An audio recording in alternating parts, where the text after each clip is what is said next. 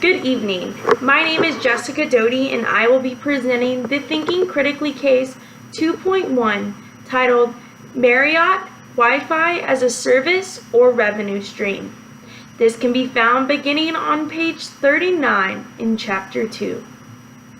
In October of 2014, the Marriott hotel chain admitted to purposefully jamming guest mobile Wi-Fi and personal hotspots, in turn forcing them to pay for their company's own Wi-Fi service. Marriott was charging prices ranging from $14.95 per day per device to $1,000 per device per day for exhibitors at a conference. Complaints to the FCC led to a $600,000 settlement in this specific case, but the company issued a press release stating they were only trying to protect customers from rogue wireless hotspots and called for a formal ruling from the FCC. Jammers or signal blockers are illegal radio frequency transmitters that are designed to block, jam, or interfere with communication.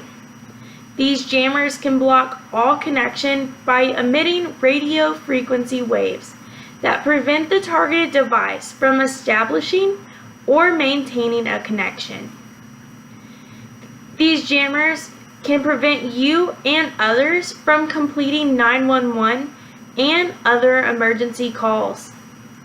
These devices also can interfere with communications networks utilized by police, fire, or other emergency medical services. This can cause detriment to public safety because signal jamming devices pose such significant risks. Federal law prohibits consumers from operating these devices within the United States. It is also a violation of federal law for retailers or individuals to market signal jamming devices to United States consumers. The Federal Communications Commission is the government agency that controls these jammers. Their position is written clearly on their website and is illegal under Section 333 of the Communications Act. Section 333 of the Communications Act states, "No person shall willfully or maliciously interfere with or cause interference to any radio communications of any station licensed or authorized by or under the Communications Act or operated by the United States government." It is clearly stated that jamming any cellular network, radio, or internet connection is illegal within the United States. The manufacturing and selling of these devices is illegal under Section 302B of the Communications Act. It states, "No person shall manufacture, import, sell, offer for sale, or ship devices or home electronic equipment and systems, or use devices which fail to comply with regulations promulgated pursuant to this section." This makes the manufacturing, selling, and use of these devices illegal within the United States and its territories.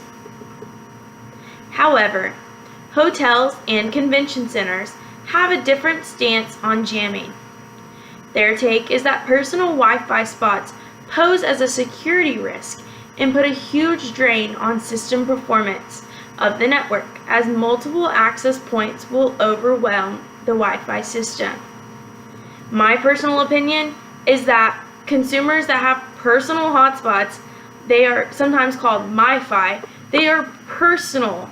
They should be able to use them without fear that their personal internet connection will be blocked by the hotel or conference center. It is absolutely unacceptable to intentionally disable personal hotspots and then turn around and charge a fee to use the hotel's Wi-Fi. In these situations, the FCC has to be careful if they allow specific uses of jamming. There's really not a lot of room for negotiation or leeway. I can understand why the FCC has a hard stance on this issue. If the FCC starts to allow it in certain circumstances, it opens up the door to many other organizations and industries stating their case where they should be allowed to do it as well. However, in cases such as hospitals, a catastrophe could occur if certain machines running on Wi-Fi signals were disrupted. We're talking about potentially costing people their lives. I think the FCC will hold their stance regarding Wi-Fi jamming, and organizations will just have to find a way to comply legally. This is not the first time that this has happened in the hospitality industry, and Marriott is not the only sole transgressor regarding this issue. For example, in November 2015, the FCC proposed a $25,000 fine against Hilton Worldwide Holdings for obstruction of an investigation into whether Hilton engaged in the blocking of consumers' Wi-Fi devices. This specific case is referencing the Hilton Anaheim, where attendees of a convention were asked to pay $500 to use the Wi-Fi.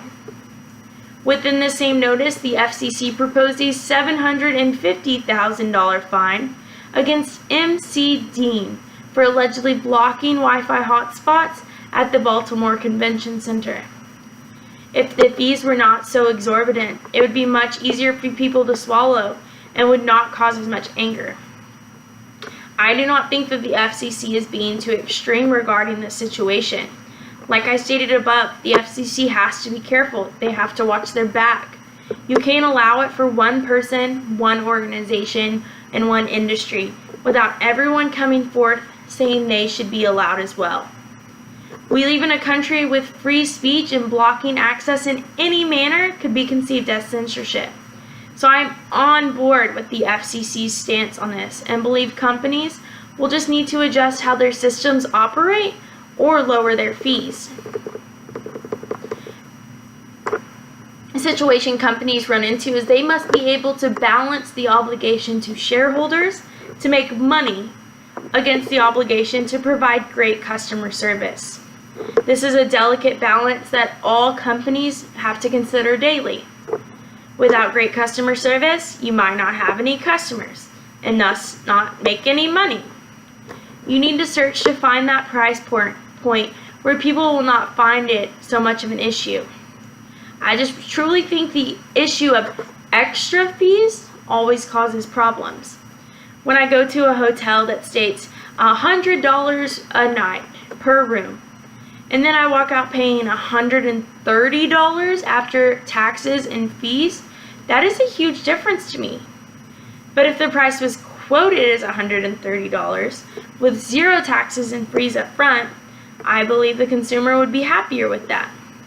You can build that $10 a day internet fee into the price of the hotel room and advertise that every guest gets free Wi-Fi, and you'll make customers happy. It is just the point of being upfront and honest about a flat rate versus charging $100 a night, charging for taxes and fees, and then charging again for Wi-Fi. That is frustrating, and having an honest and upfront fee is important. As I stated earlier, the FCC is probably not going to change the stance, and everyone will need to figure out how to work around it legally. You should not walk into a hotel for the night, look down to realize your phone's cellular data is not working, and not due to just poor cellular service, and in turn be forced to pay a fee just to have access to the internet. Hotels, convention centers, and other hospitality industries will need to find a way to work this into their overly rate, increase their Wi-Fi system capabilities, or find a similar way to work around this law. Thank you.